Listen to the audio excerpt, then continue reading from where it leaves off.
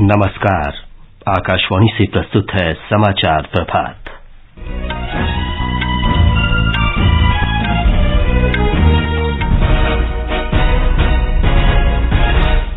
प्रधानमंत्री नरेंद्र मोदी ने कहा, सरकार की गरीब कल्याण योजनाओं से देश में क्रांति आई है।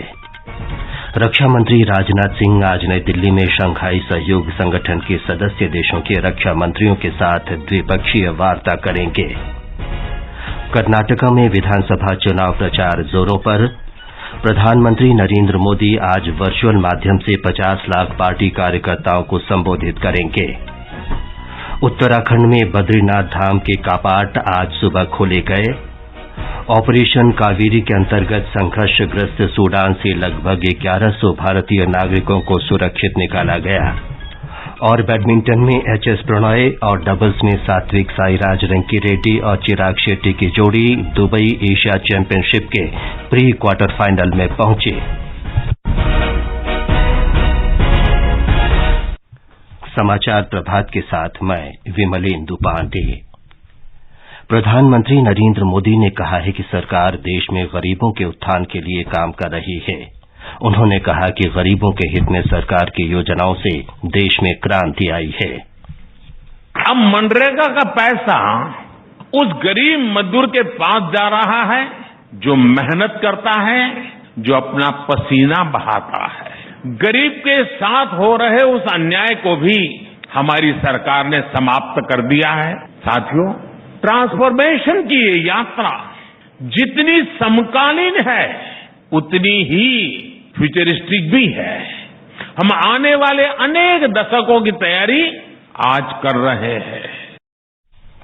नई दिल्ली में कल एक प्राइवेट टेलीविजन चैनल के कार्यक्रम को संबोधित करते हुए प्रधानमंत्री ने इस बात का भी उल्लेख किया कि पिछले 9 वर्षों में गरीब, वंचित और मध्यम वर्ग सहित समाज के हर वर्ग ने अपने जीवन में स्पष्ट रूप से परिवर्तन देखा है। उन्होंने कहा कि जिन लोगों को समाज के ऊपर बोझ समझा जाता था, वे अब विकास को गति प्रदान कर रहे हैं। भारत ने 3 काम एक साथ शुरू किए।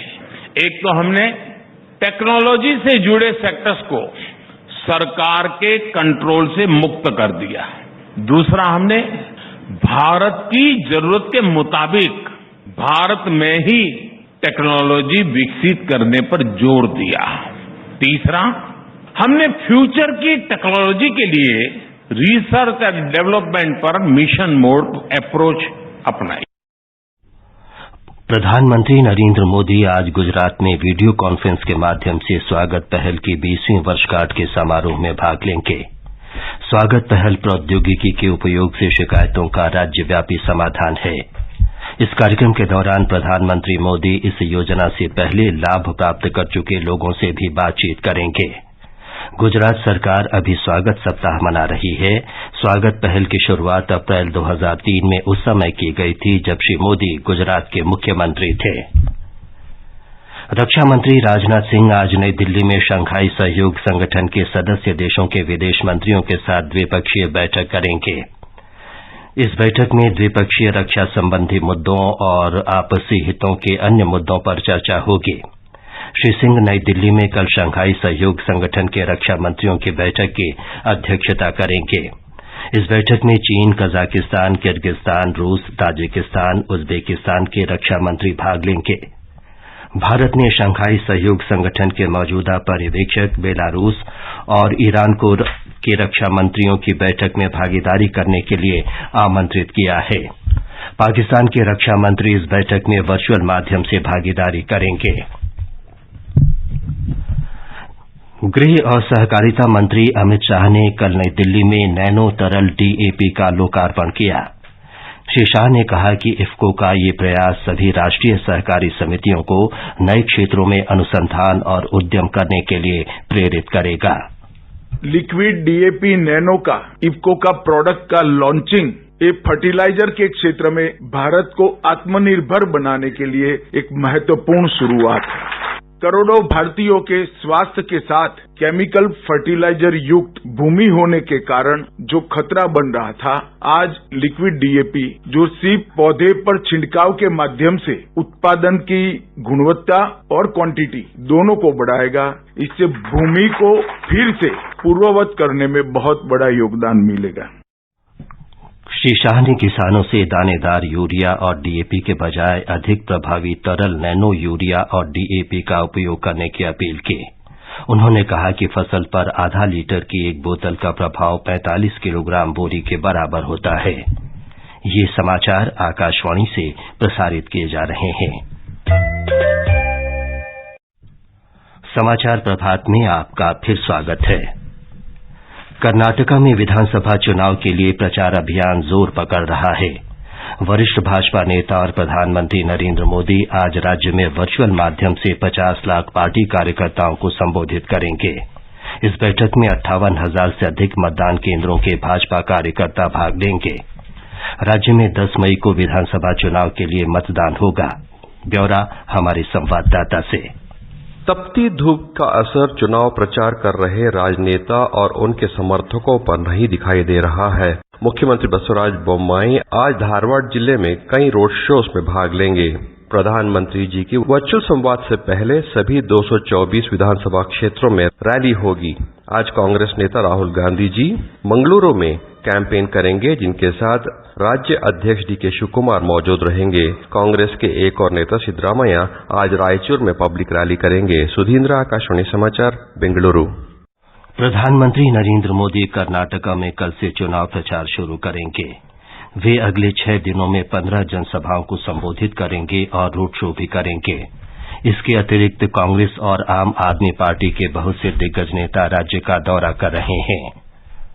उत्तराखंड में श्री बद्रीनाथ धाम के कपाट आज सुबह 7:10 पर श्रद्धालुओं के लिए खोल दिए गए।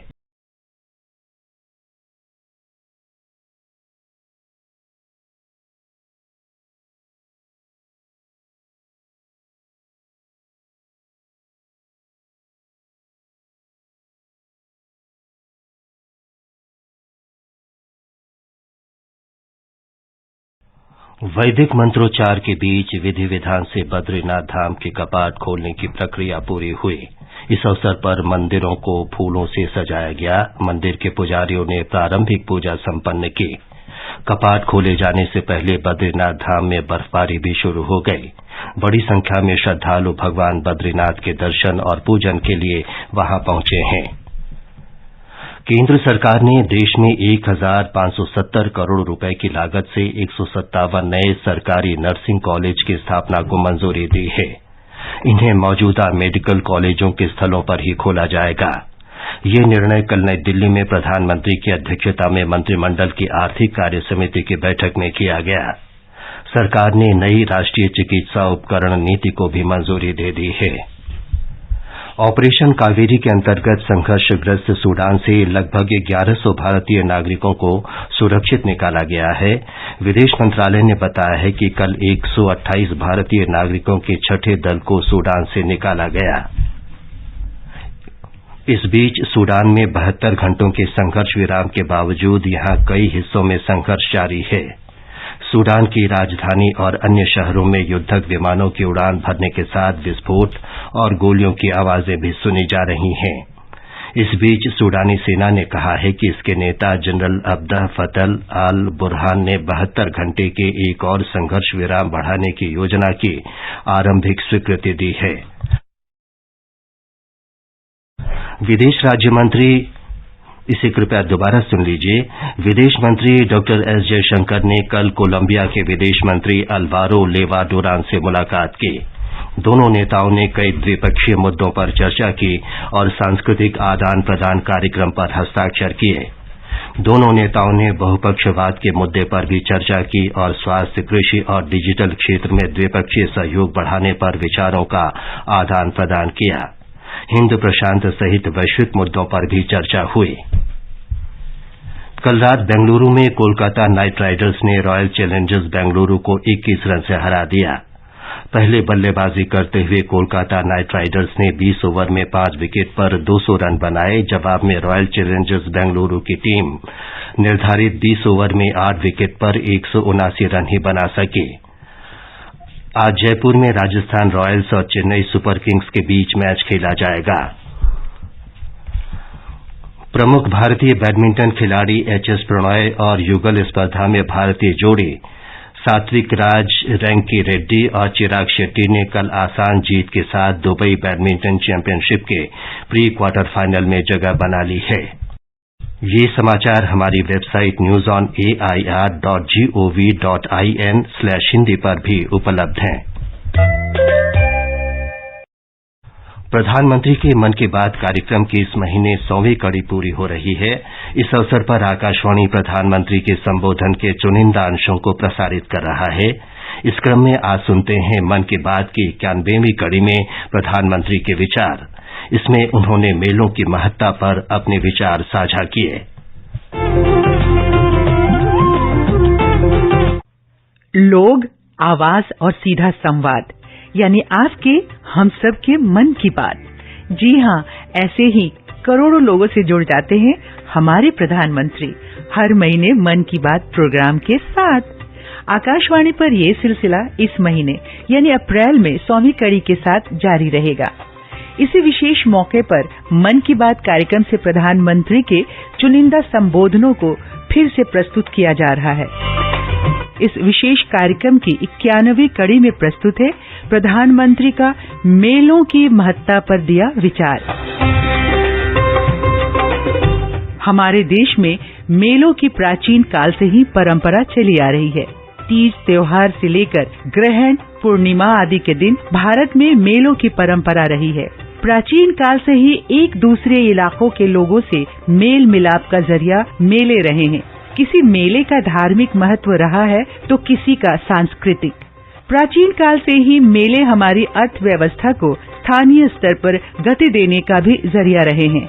चूंकि भारत कृषि संस्कृति वाला देश है, लिहाजा ज्यादातर मेले फसल पकने के बाद के दिनों में ही लगते रहे हैं। 31 जुलाई 2022 को मन की बात कार्यक्रम में प्रधानमंत्री ने मेलों की अहमियत को इन शब्दों में याद किया। हमारे देश में मेलों का भी बड़ा सांस्कृतिक महत्व रहा है। मेले जन मन दोनों को जोड़ते हैं।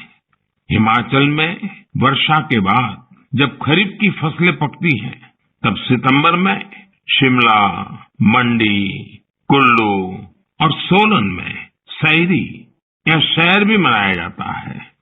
सितंबर में ही जागरा भी आने वाला है। जागरा के मेलों में महासू देवता का आह्वान करके बीसू गीत गाए जाते हैं। महासू देवता का ये जागर हिमाचल में शिमला, किन्नौर और सिरमौर के साथ साथ उत्तराखंड में भी होता है।